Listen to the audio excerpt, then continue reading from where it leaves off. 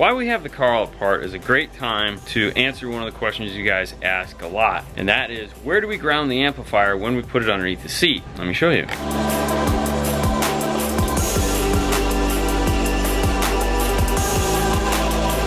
In most cars, there's going to be some form of factory ground either located here or over here in the B pillar. In this case, the ground happens to be located here in the B pillar. It's a very short run from where the amplifier is going to be, which is located right here. In most newer cars, when you pull up on the carpet here, you'll find there's some form of a factory ground located on this. But as you'll see, there's also a bunch of holes located here and whatnot. And some of these are empty thread holes. Don't give up looking, just kind of feel your way around. Now, if you don't have a factory ground bolt here, you don't have a factory ground bolt here, then I would definitely make my ground somewhere in this location. The other thing too you'll find is that there's a factory ground located right here as well, which isn't a really long run either from where we're going to be putting the amplifier. So there's 3 really good ground locations to choose from. Sometimes also, as a fourth bonus, is there'll be a ground location up underneath your center console. Don't be afraid to pull up your cup holder and check there. The new amplifier we're going to go with to power this system is the Exelon XR901.5 5-channel amplifier. If we flip it over onto the back, we can kind of get a good idea of how much power it is. Looking at 75 watts by 4 and 600 watts by 1 at 2 ohm. 4 ohm for the front. Has a low pass or high pass crossover. It has a low pass crossover for the subwoofer, 24 dB, variable between 50 and 200 hertz, and high pass crossovers front and rear, variable between 50 and 200 hertz at 12 dB. There is also a 0 to 18 dB bass boost at 40 hertz. It has high level or low level inputs, and it is high res compatible. Opening the amplifier up, located in the small box here in the front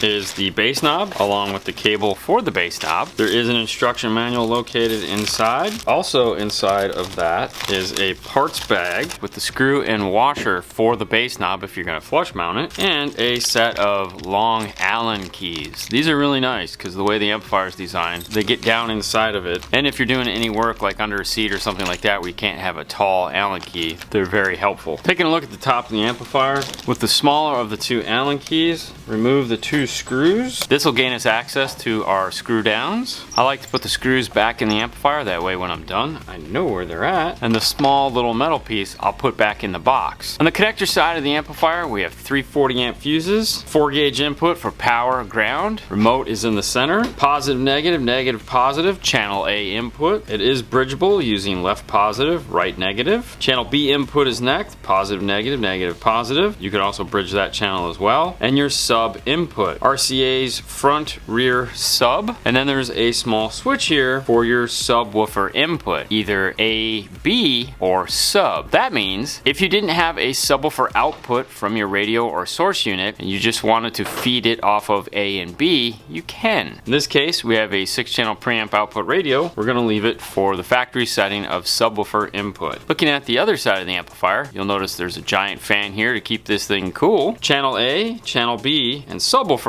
gain controls are located here, variable between 5 and 0.2 volts. Subwoofer bass knob control input is located on this side of the amplifier. Bass boost comes up next, along with the subwoofer crossover. It is default subwoofer high pass front, high pass rear, and the on-off switch for high pass. These channels out of the amplifier are only available for high pass. They do not have a low pass crossover available to them. We do have a decent amount of room up underneath the driver's front seat, which is where I want to put this. Let's head into the car, set this in place, and get some measurements for our mount. Our amplifier fits under here with plenty of clearance between the bottom of the seat and the top of the amplifier. Normally when we build one of these, we try to use seat positions in order to sandwich our amp rack into place. However, that's not going to happen in this one just by the way it's designed. It's kind of unique, kind of weird. That means we'll have to come up with a little bit different way to mount this. The nice thing about this particular car is that just like this here is a tube structure that doesn't go to the outside of the car to hold this, there's another tube structure in the back here that does the same thing. This isn't the outside of the car. That means we can drill into this, put some nut certs here, and do the same thing we're doing in the doors, but do it to hold the amplifier in place. If we do it that way, a 12 by 12 piece of plastic is all we'll need. A perfect square. So we'll be using a piece of 1/4 inch ABS. And this is our 12 by 12 piece with our holes drilled in it already. It'll slide into place. I have a silver Sharpie that'll allow me to mark the carpet where I need to drill my holes for this to mount into place. I made a small U-cut here so I could fold the carpet underneath. That way if I ever needed to, I can unfold it back up and cover the hole. There's one here and there. Thread on my nutsert. Make sure you get it as flat into the hole as possible. You need the ribbed area to be down, otherwise they won't go in and the thing will just fall out like this one did here. I didn't get it pushed down enough because I was talking. This is what a compressed one will look like. With both the nutserts in place, I can test fit my amp rack.